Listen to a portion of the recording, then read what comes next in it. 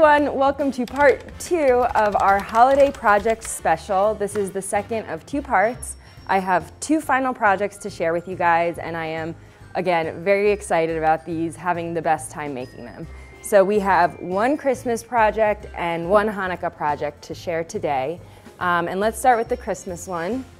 So what I have here is a doormat that I think I got at Target.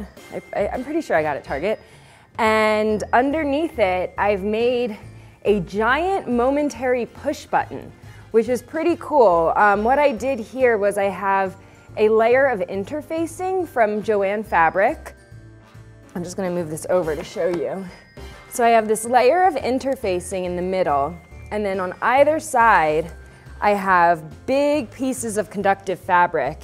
So if you peel it back, you'll see that I've cut holes. And basically what that does is when I put pressure, it creates an electrical connection between the conductive fabric on top and the conductive fabric on bottom. In order to get this connected to an Arduino, I needed to include wires. As you can see here, there's a long piece of tape. And underneath that, my wire is exposed. Just exposed wire, making that electrical connection on either side. And then because it's stranded, you can't exactly plug that straight into a breadboard. So what I did was I connected these stranded wires to jumper wires, jumper pins, and I can just pop those in really easily. Boom, giant momentary push button. Don't need to worry about pressure sensors. Really easy, really fun. So then on top of it goes the mat. And then in the mat, I put 1 big red LED on Reindeer's nose, just to light it up and make it a little bit more festive. Those elements are my input and output. And then over here in my circuit, I also have an MP3 player shield and a hamburger speaker. So what's gonna happen is whenever I push my momentary push button that's under this map, the LED will light up and the music will play.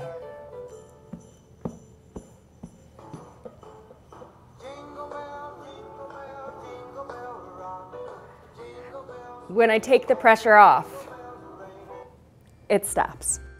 The idea here was that I was making a caroling doormat. When guests come to your house and they're standing there, they'll stand on your doormat and music will play. They won't really know why or where it's coming from, and I think this nose element is really fun.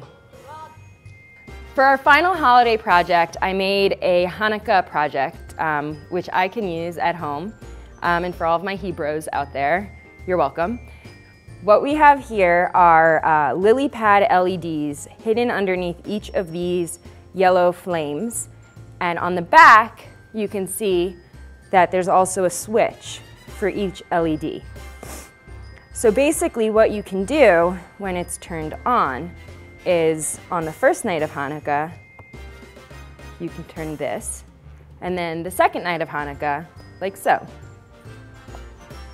And this way you're kind of doing the tradition of lighting the candles, but in this really fun electronics way.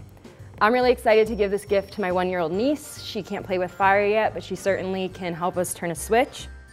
And the circuit is really simple and it was kind of fun to put together.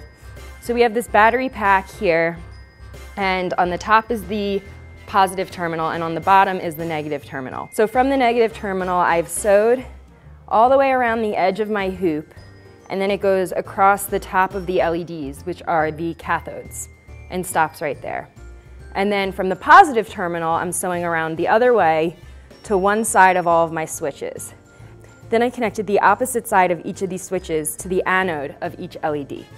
And what's great about this battery holder is that it also has a charging port, so I can plug it in at any time to charge my LiPo battery, or even just keep it plugged in for use. And that's that. Really fun project. Thank you to everyone who tuned in for all of our holiday projects. I had a great time sharing these with you. I hope you liked them too, and please share your thoughts in the comments below.